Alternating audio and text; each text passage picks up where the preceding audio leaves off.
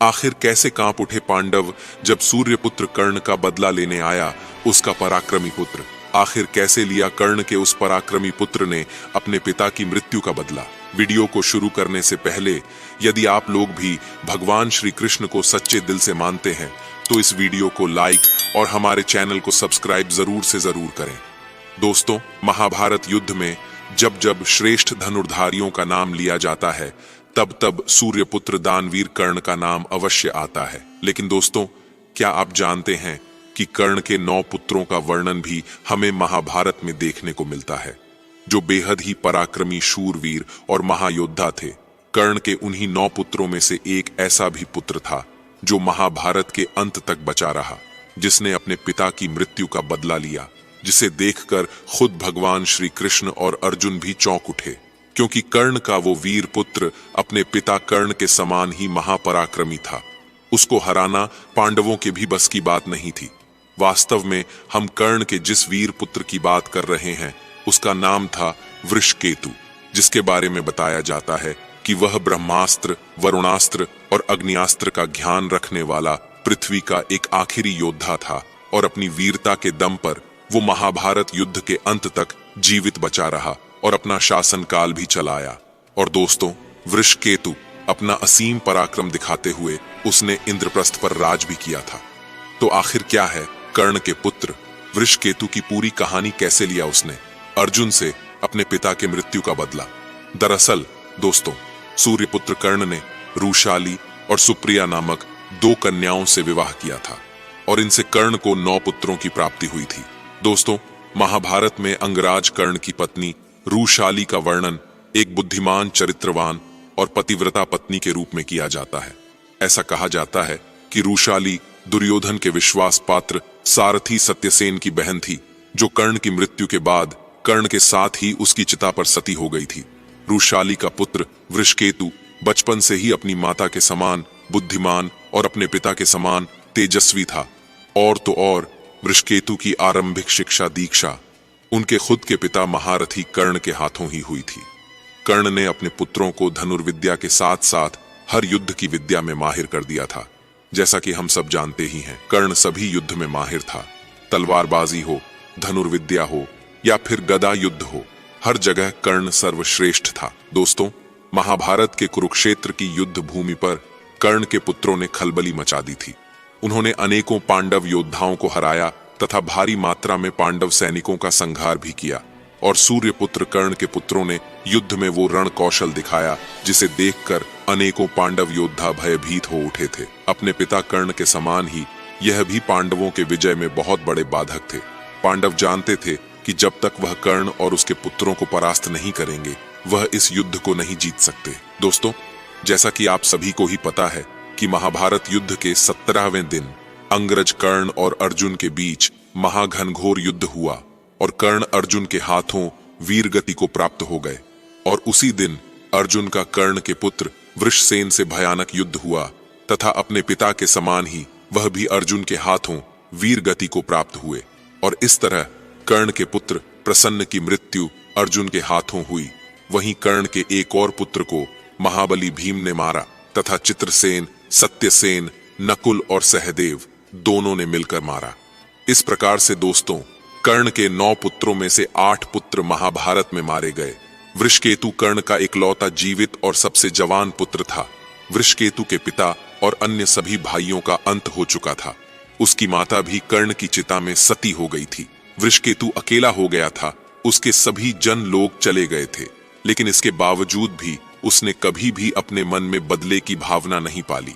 वृषकेतु का बचपन उसकी माता के साथ बीता था, इसीलिए उसके चरित्र पर उनकी माता का ही प्रभाव पड़ा। उसने कभी भी पांडवों के विषय में कुछ गलत नहीं सोचा। उसने कभी अर्जुन के विषय में कुछ गलत नहीं सोचा, जो स्वयं कर्ण के हत्यारे थे और जिन्होंने कर्ण को अधर्म से मारा था। दोस्तों, वृषकेतु धर्म अधर्म का ज्ञान रखता था और महाभारत युद्ध के बाद पांडव की जीत हुई तथा युधिष्ठिर हस्तिनापुर में राज्य करते रहे, लेकिन फिर भी उनके प्रति उसके मन में कोई भी द्वेष भावना नहीं थी। जब कर्ण की मृत्यु के बाद पांडवों को पता चला कि कर्ण उनके ज्येष्ठ भ्राता थे और साथ ही उनका पुत्र वृषकेतु आज भी जीवित है, तो उन्होंने उसे महल में बुलाया। अपने पिता के समान ही वह भी निडर था। वो पांडवों से डरा नहीं, ना ही उनके प्रति कोई मन में वैर भावना थी। जब वृषकेतु पांडवों से मिला तो माता कुंती समेत सभी पांडव द्रौपदी और सुभद्रा पश्चाताप की अग्नि में झुलस रहे थे। अर्जुन समेत सभी पांडव स्वयं कुंती को कर्ण का अपराधी मान रहे थे। अपने बड़े भाई कर्ण और भतीजे की मृत्यु का उन्हें बहुत दुख था और वो इस बात से प्रसन्न थे कि उनका एक भतीजा अभी भी जीवित है। दोस्तों, वृषकेतु को पांडवों से बड़ा स्नेह और लाड़ प्यार मिला और उन्होंने अपने भाई सूर्यपुत्र कर्ण को सच्ची श्रद्धांजलि देते हुए वृषकेतु को इंद्रप्रस्थ का राजा बना दिया। और तो और दोस्तों, कर्णपुत्र वृषकेतु ने युधिष्ठिर और अर्जुन की छत्र छाया में अनेकों वर्षों तक शासन किया और एक महान आदर्श राजा के रूप में खुद को स्थापित कर लिया।